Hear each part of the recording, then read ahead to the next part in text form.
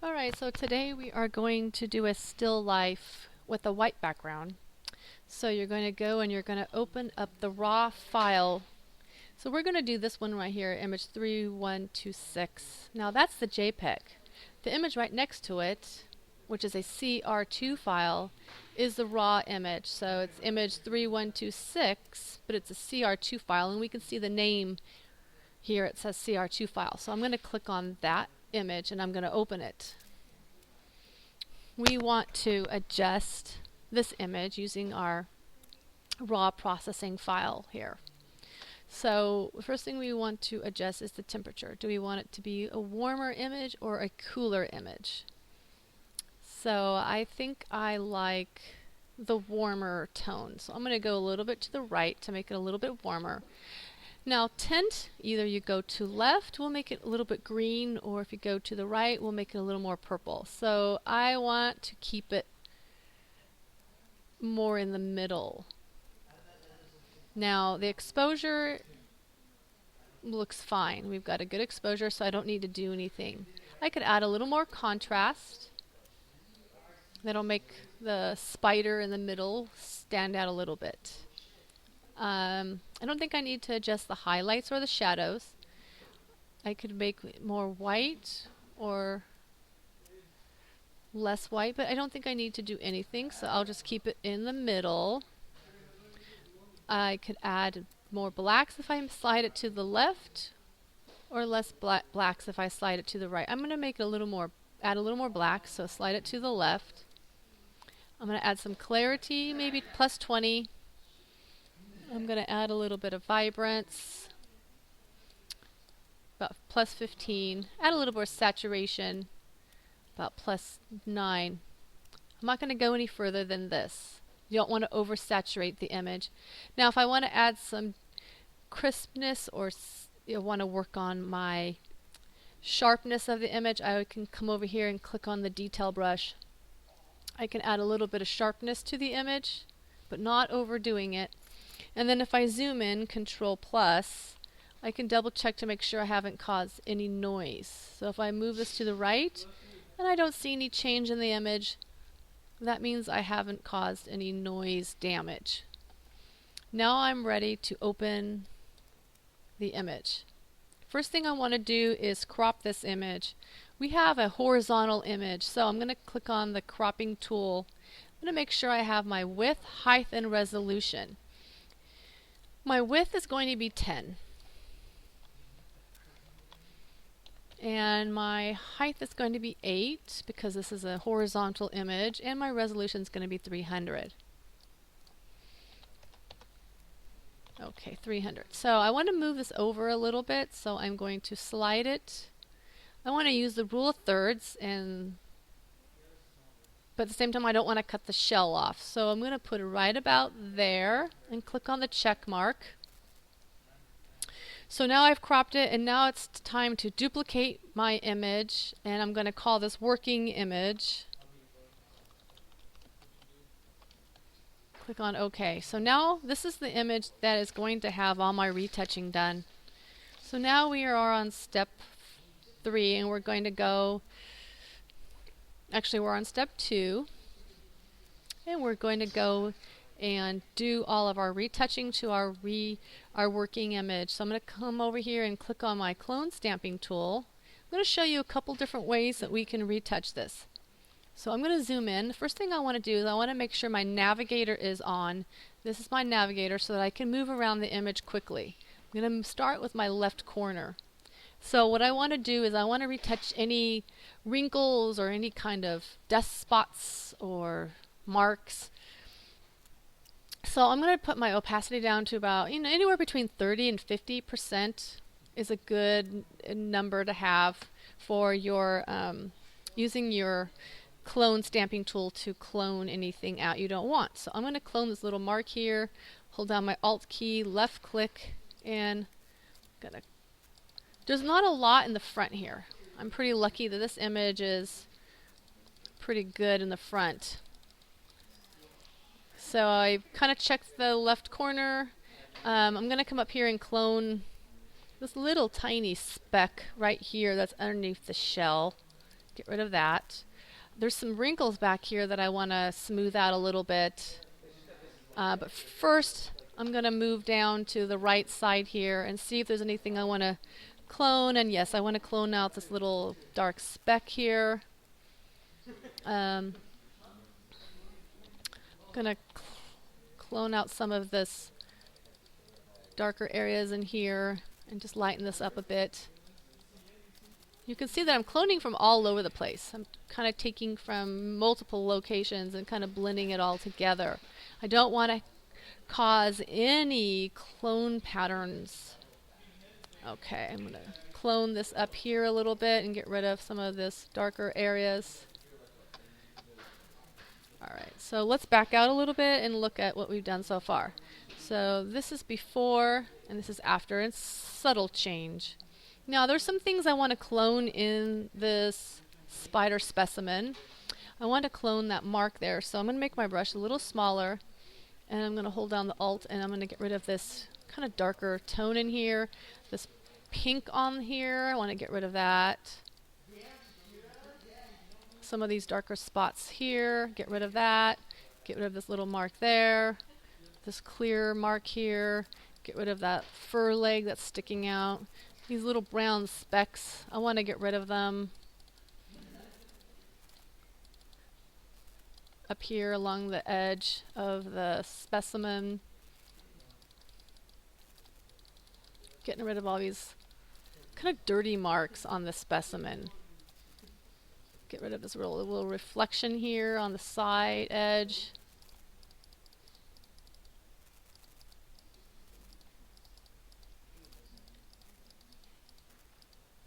Get rid of this, kind of fill that in a little bit there. Get rid of that little mark there. So here is the before and after, and it looks a whole lot cleaner now. Might go do a little more right here.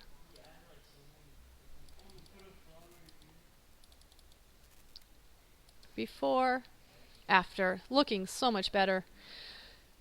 Okay, now I'm going to focus on some of these like wrinkles in the back. I'm going to take my little lasso, my little lasso tool here, and I'm going to show you a new tool. I'm going to make a little circle around this kind of dark wrinkle in the back. There we go. I'm going to come up here to Edit, Fill, Content Aware, and say OK, and it's going to fill in that a little bit. Nice. If it won't select it, it's because you're selecting too small of an area. Edit, Fill, Content Aware, OK. And I'm going to work on filling in some of these little wrinkles in the fabric that I don't like. Okay, so that's before and after. Starting to look a lot better. Now there's some other, I'm going to use my clone tool to kind of help me with a little bit in here as well. Just kind of fill that in. You can see that I'm not creating a cloning pattern at all. Nothing looks repeated. It all looks like kind of smoother fabric.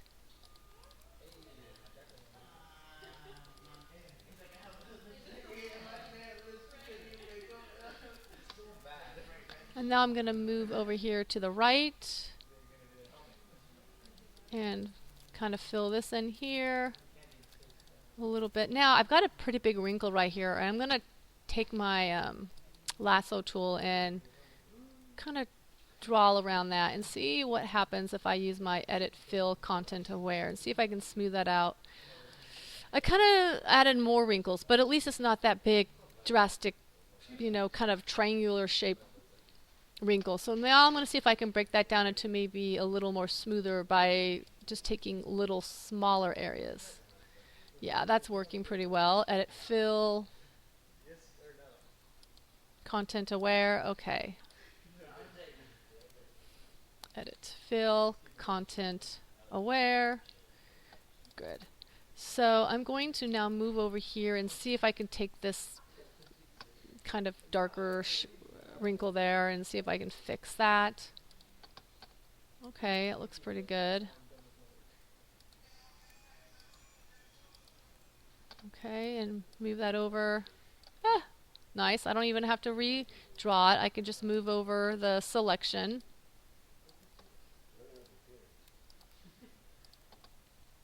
Okay, maybe move it up here.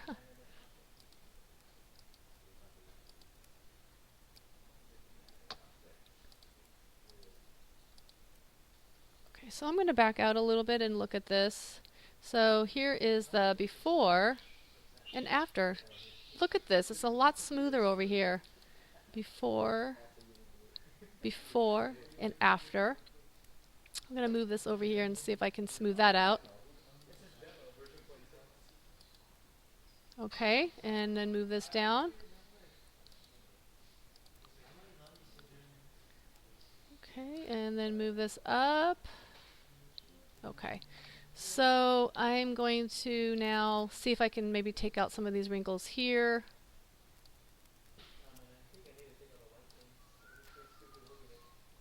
Okay, move it down.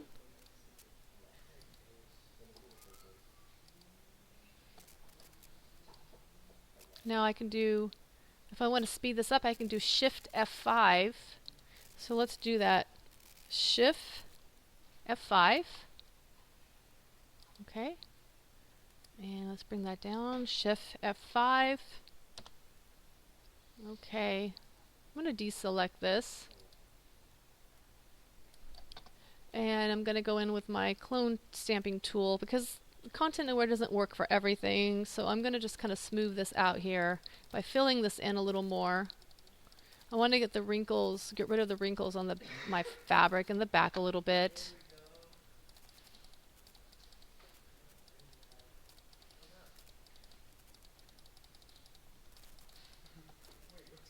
Okay, so here's the before and here is the after.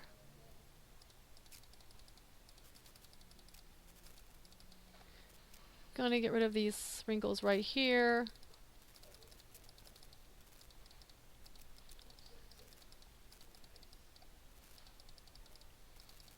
Now I am also going to end up blurring out these wrinkles, but in the meantime I'm kind of cleaning them up a little bit.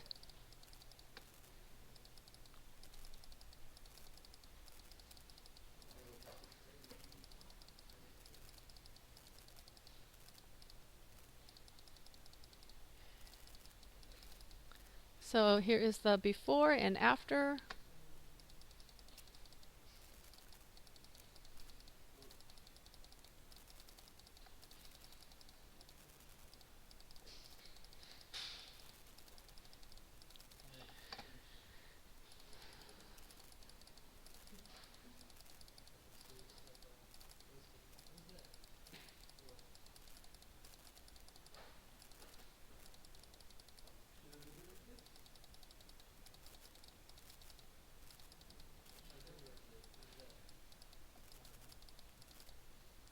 Alright, so before and after, and we can see that these wrinkles are starting to smooth out. I think I've done enough retouching now that I'm going to maybe do a little more just here on the cloth here, but I'm going to end up blurring this out a little bit here when I duplicate this working image. So now I'm going to come over here and I'm going to duplicate the working,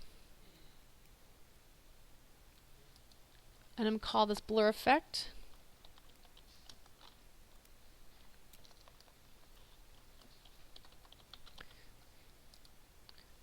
On the blur effect I have a couple different options I can use. I can do blur, Gaussian blur, I can do filter blur, surface blur, or I can do filter blur, motion blur. I only need to pick one option.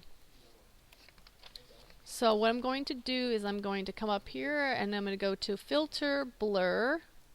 So you've got Gaussian blur as one of your options, or you've got surface blur here, or you've got motion blur. So I'm going to go ahead and do a surface blur on this one. And if I do surface blur, I want to change the radius and the threshold a bit. I want to You'll notice that with a surface blur, it blurs with a little more attention to the objects, kind of making the objects a little more sharper while blurring out the background. So if the higher the number of the threshold, the more everything is blurry. The lower the threshold number, the more your objects are sharp. Okay, so let's put it at this. Now we're not going to keep it this way. We are going to reduce the opacity a little bit on our blur. So I'm going to come over here and I'm going to reduce the opacity a little bit down, keeping in mind that I want my background fabric to look soft. Okay, so I'm thinking that I want my background fabric to be maybe at about an 80% or something. That would work. But my objects in front need to be a little sharper, and so does the fabric a little bit in front. So I'm going to add a layer mask. Click on the layer mask. I'm also going to use my gradient tool. Click on my gradient tool right here, which is shared with the paint bucket tool. So make sure I click on my gradient tool. I'm going to set my opacity down to about 50%. And I'm going to drag this from the top to the bottom. Actually, let's undo that because I want my background to stay soft. So I'm going to actually drag it from the bottom to the top. So now if we look at our layer mask, we can see that the bottom part is a bit of a gray and this is a little bit whiter at the top. Okay? So what we've done is we've kept the background white cloth much softer, and the front is a little sharper. So now I'm going to go in with my paintbrush tool and I'm going to lower my opacity a little bit between 30 and 50 on my paintbrush tool. Make sure I've got my black over white and my layer mask is clicked on. And now what I'm going to do is I'm going to continue to remove the soft focus off of my objects. I want my objects to be nice and sharp, but and you'll see that our layer mask is starting to become like a silhouetted object. Our objects are starting to look like a silhouette. But I want to be very careful that I don't go past my objects. So I'm going to zoom in really close and get a smaller brush. I don't want to go past my objects because if I do, then I'm going to remove it from the background and it's going to look like this really strange silhouette. So I'm just going, you know, like you're going to see like sharpness on the background when it shouldn't be. The background needs to be really soft. So I'm just kind of removing all the softness off my objects.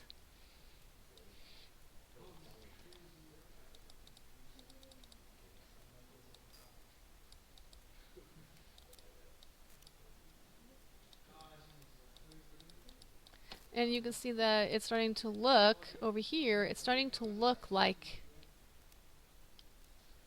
a silhouetted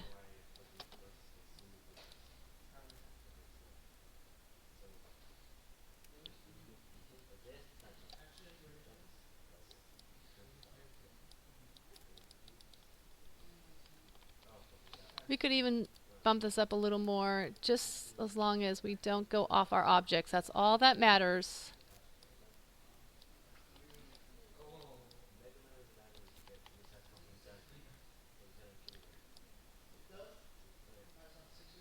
Alright, so if we back out of this, our fabric looks soft.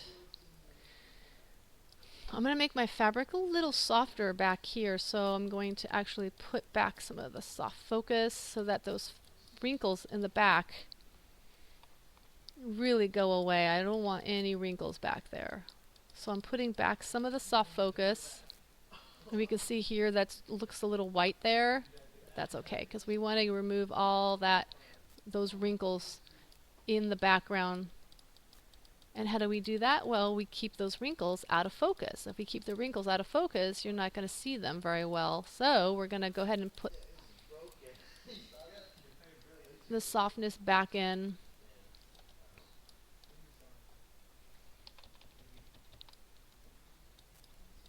Okay, so making those wrinkles disappear by bringing back the soft focus. Okay, so we can see that on our layer mask. Okay, I'm going to back up a little bit.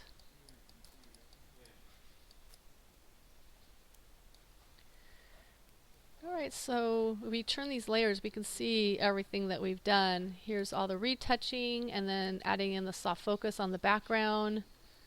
Really helps to soften the fabric. And now our last step is to add in a solid color layer mask. And we're going to do a white. We click on this image adjustment fill layer, solid color. We're going to remove the white.